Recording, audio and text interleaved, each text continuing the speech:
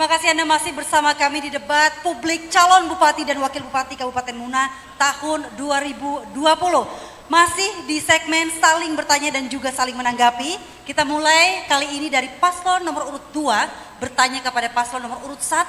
Waktu Anda 30 detik untuk bertanya, silahkan. Iya, saya kira seperti yang tadi saya sampaikan bahwa kalau saya melihat tanggapan nomor 1 yang menjadi skala prioritas pembangunan infrastruktur itu adalah wilayah Motewe, Warangga, dan Waterfront City. Tiga komponen ini sebenarnya sama sekali asas yang tidak bermanfaat bagi masyarakat. Olehnya itu saya ingin bertanya, kenapa dana yang begitu besar, 40 kurang lebih sekitar 50 miliar, tidak memperhatikan di Muna bagian timur, Muna bagian barat, Muna bagian selatan, dan Muna bagian utara? Kira-kira mungkin saya ingin mendengarkan jawaban dari paslon nomor 1. Silakan dijawab paslon nomor urut 1. Ya, terima kasih.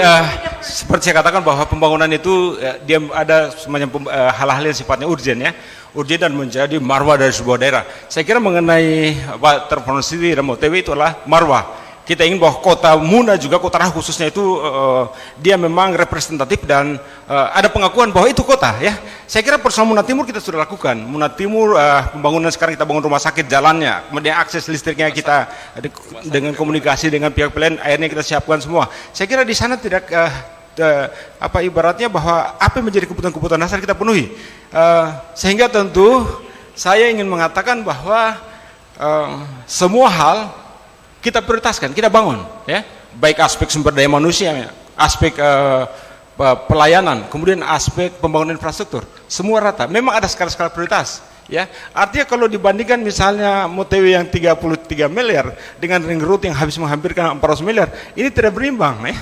Karena ini ring road ini hanya peruntukan hanya untuk itu, sehingga energinya habis untuk pembangunan ring road, sementara hal-hal yang sifat urgen yang menjadi kebutuhan dasar masyarakat tidak terpenuhi.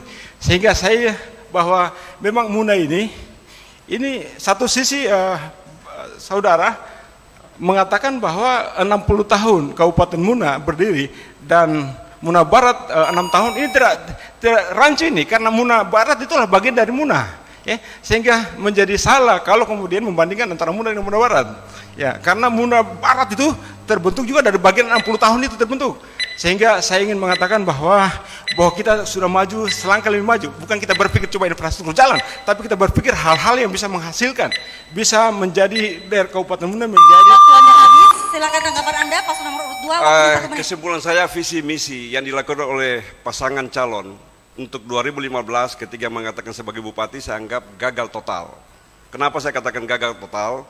Karena fokus pembangunan pada wilayah perkotaan saja, yang kemudian menjadi salah satu produktivitas sektor-sektor unggulan yang menjadi dasar dalam rangka pembangunan infrastruktur.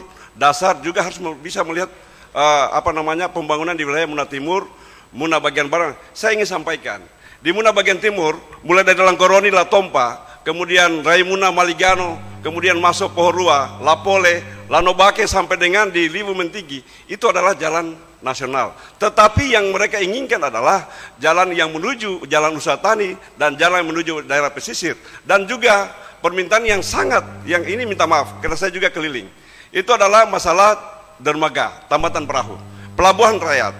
Nah, apa yang disampaikan tadi tentang bahwa rumah sakit dan sebagainya itu dianggap gagal karena sudah berakhir masa jabatan, itu tidak menyampai. Kemudian kedua, masalah jalan itu hanya kurang lebih 800 meter, yaitu dari Pasir Putih sampai dengan Lambelu. Setelah itu tidak ada sama sekali. Ya, kaitan tentang persoalan anggaran Muna Barat itu jauh berbeda dan saya kira itu tidak benar. Ya, tidak benar. Silakan Anda tanggapi Kita harus koreksi kembali, lagi. waktunya 1 menit. Ya. Terima kasih, sebetulnya sangat salah asumsinya ya.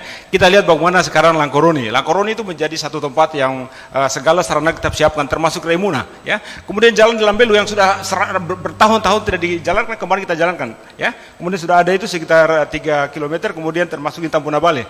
Saya kira itu bukan hal yang, apalagi sekarang kawasan Mutiara ya. Mutiara itu kawasan yang menjadi ikon dari Kementerian Transmigrasi. Di sana akan ada proyek yang besar, karena itu menjadi semacam kawasan binaan dari Transmigrasi. Sehingga tentu wilayah Muna Timur itu akan menjadi wilayah di mana tingkat produktivitasnya itu akan semakin meningkat ya. Kemudian saya kira memang bicara pembangunan itu ada skala prioritas ya.